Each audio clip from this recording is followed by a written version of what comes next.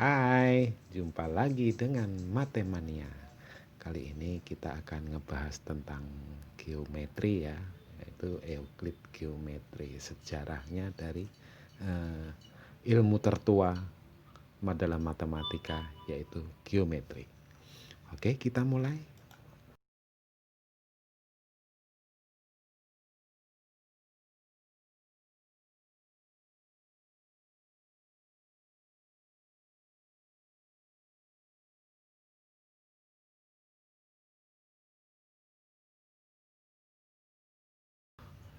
Kata geometri itu sendiri sebenarnya kan berasal dari bahasa Yunani, yaitu geometrin. Geo itu artinya bumi dan metrin itu artinya mengukur. Geometri kuno itu sebenarnya adalah kumpulan dari pengalaman-pengalaman atau capaian-capaian atau percobaan-percobaan pengamatan dan segala macam yang kadang malah dari intuisi ya, intuisi para ilmuwan ya.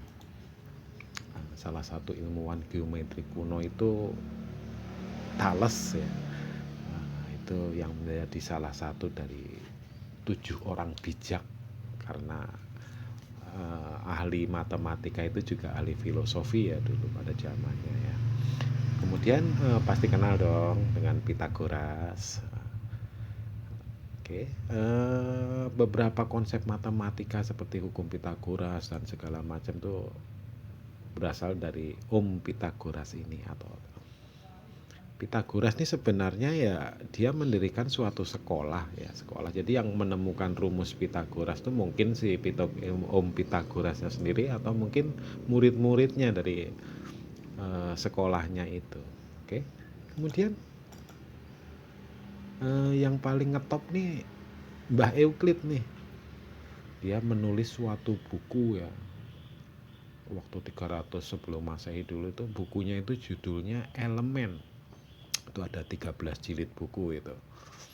Oke, ini buku ini sampai sekarang ini masih dipakai, apa yang disebut dengan Euclid geometri.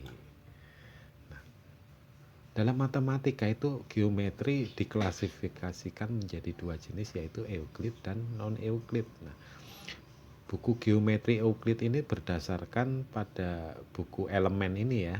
Nah, ini ada 5 postulat atau aksioma atau teorema. Postulat, aksioma, teorema itu apa? Nanti kita bahas ya. 4 postulat pertama itu sangat jelas dan mudah dibuktikan. Tapi postulat yang kelima itu jadi perdebatan ya sampai sekarang ya. Akhirnya yang mengakibatkan munculnya geometri non Euclid. Jadi geometri non Euclid ya tetap berdasarkan pada 4 postulat pertama ya dari Om Euclid itu, dan hanya beda daripada postulat yang kelima. Tokoh-tokohnya ya geometri modern seperti ya Mbah Gauss, Carl Friedrich Gauss itu ya, itu salah satunya ya. Oke, ini sejarah singkatnya ya dari Euclid geometri ya. Kita jadi belajar tentang salah satu ilmu tertua dalam matematika.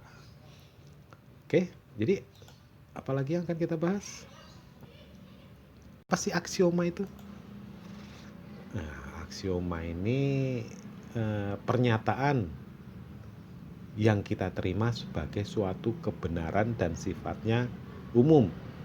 Jadi nggak perlu pembuktian dari kita. Jadi bisa dikatakan ketentuan yang pasti dan mutlak. Contohnya itu apa? Tuh misalnya, garis adalah himpunan titik yang memuat paling sedikit 2 titik. Itu contoh-contoh aksioma ya. Terus 2 titik yang berlainan termuat dalam tepat satu garis. Nah ini aksioma. Jadi nggak usah didebatin. Oke. Kemudian apa definisi? Yaitu pernyataan yang dibuat dengan konsep yang tak terdefinisi atau konsep yang telah terdefinisi sebelumnya. Contohnya konsep yang tak terdefinisi ini nanti yang akan kita bahas, yaitu titik, garis, bidang, ruang. Misalnya yang terdefinisi itu definisi sinar. Apa sih sinar dalam sinar garis ya, ini maksudnya ya. Sinar garis adalah himpunan titik yang merupakan gabungan suatu titik tetap dan titik-titik sepihak terhadap titik tetap itu. Nah, ini definisi. Terus apa postulat? Postulat itu sebuah pernyataan matematik yang disepakati tanpa perlu adanya bukti atau pembuktian. Terus apa bedanya dengan aksioma? Ya kadang-kadang malah sama. Jadi nggak, sebagian orang mengatakan postulat itu sama dengan aksioma sehingga dapat dipertukarkan gitu loh. Oke. Terus apa teorema? Teorema adalah suatu pernyataan matematika yang, nah ini, masih memerlukan pembuktian dan pernyataannya dapat ditunjukkan nilai kebenaran atau bernilai benar. Misalnya, jika dua sudut masing-masing sudut siku-siku, maka kedua sudut itu kongruen.